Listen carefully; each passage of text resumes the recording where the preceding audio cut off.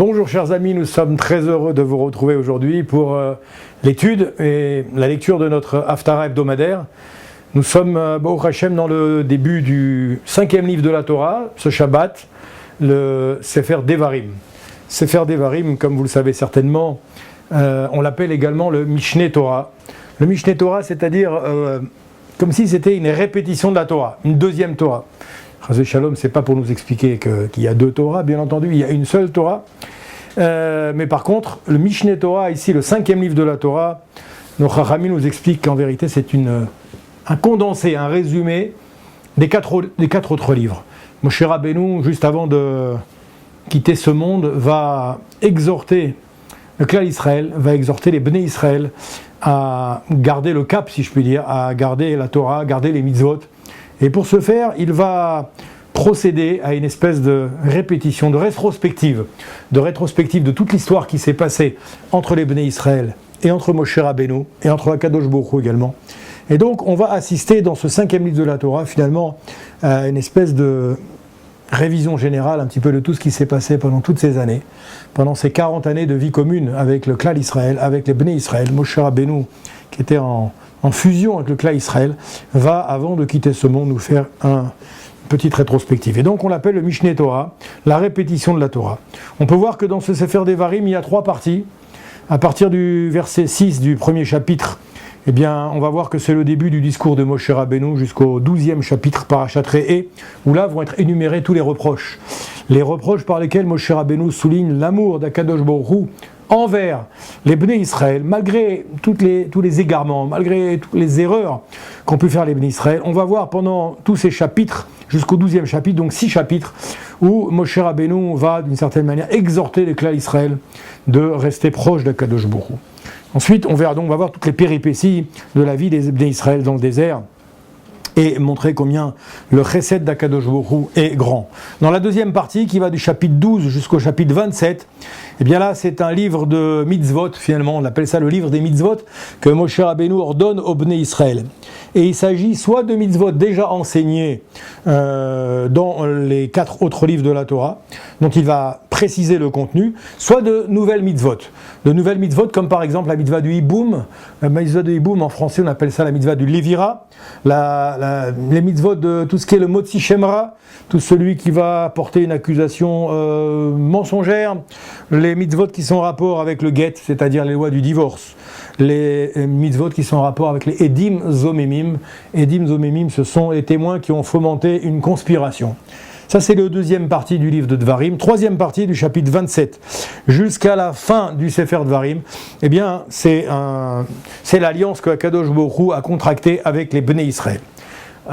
Vous constaterez, vous remarquerez que la paracha de Devarim, elle est toujours lue le Shabbat qui précède le 9 Av.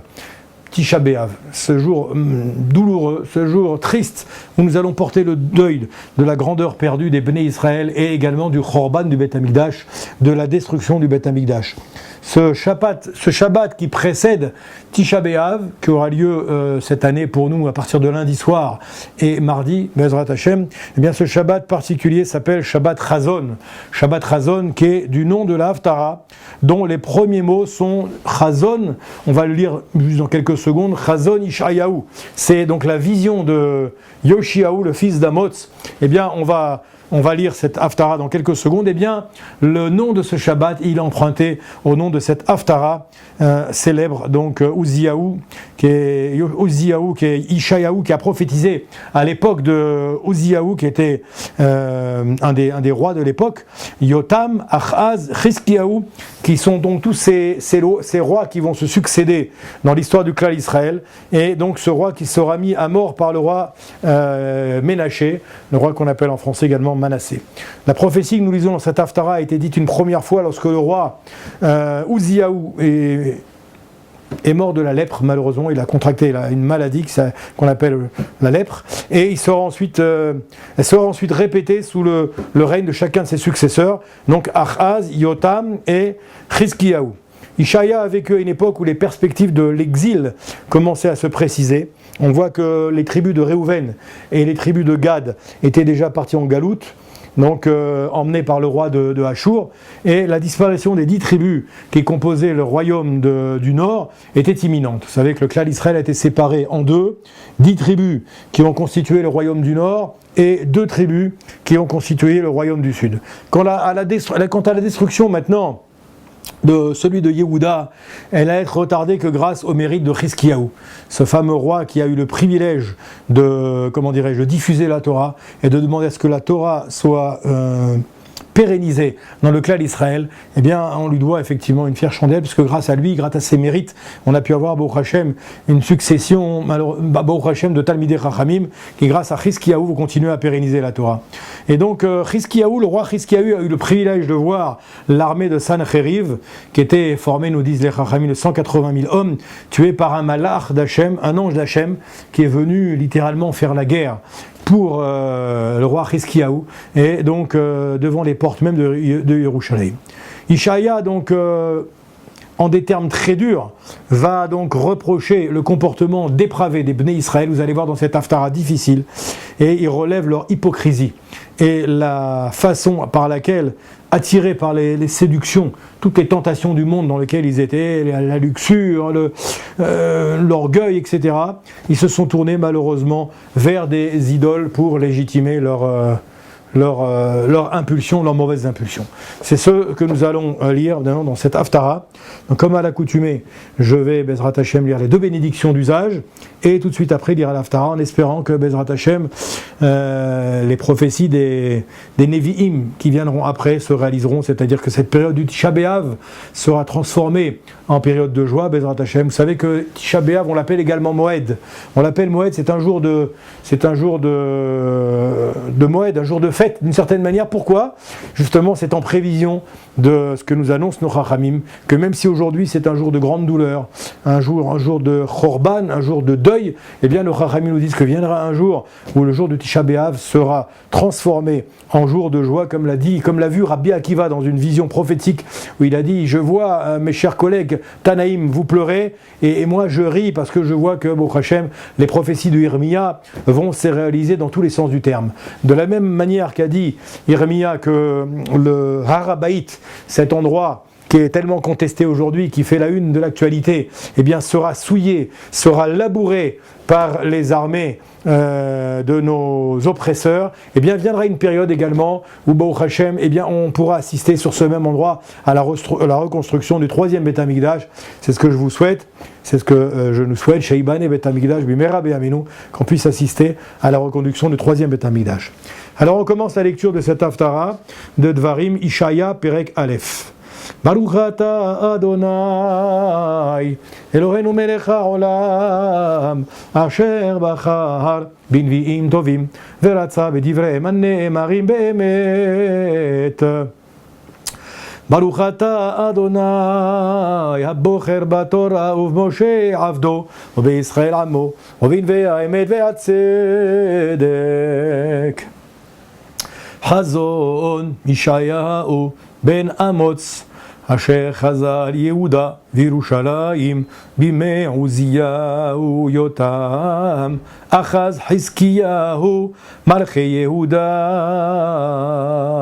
שמעו שמעים והאזיני ארץ כי אדוני דיבר בניהם גידלתי ורוממתי והם פשעו בי ידע שור קונהו וחמור אבוס בעליו ישראל לא ידע עמי לא התבונן אוי גוי חוטא עם כבד עוון זרע מרעים בנים משחיתים עזבו את אדוני ניאצו את קדוש ישראל נזורו אחור על מתוקו עוד תוסיפו שרה כל ראש לחורי וכל לבב דווי מכף רגל ועד ראש אין בו מתום פצע וחבורה ומכת אריה לא זורו ולא חבשו ולא רוככה בשמן ארצכם שממה עריכם שרופות אש אדמתכם, לנגדכם זרים, אוכלים אותה ושממה כמהפכת זרים. ונותרה בת ציון כסוכת בכרם, כמלונה ומקשה כעיר נצורה. לולא אדוני צבאות הותיר לנו, שריד כמעט כסדום היינו, לעמורה דמינו. שמעו דבר אדוני כציני סדום האזינו. תורת אלוהינו עם עמורה, למה לי רוב זבחיכם, יאמר אדוני סברתי עולות אלים וחלב, מריים ודם, פרים וכבשים ועתודים לא חפצתי. כי תבואו לראות פניי, מי ביקש זאת? מידיכם רמוס חצרי, לא תוסיפו, הביא מנחת שווה כתורת תועבה. היא לי חודש ושבת, קרו מקרא לא אוכל אבן ועצרה. חודשיכם ומועדיכם שנאה נפשי, היו עלי לטורח, נילתי נשוא. ופריסכם כפיכם, ארים עיניי מכם גם, כי תרבו תפילה אינני שומע. ידיכם דמים מלאו, רחצוהו, הזקו, הסירו, רוע מעללכם מנגד עיניי, הידלו העריה.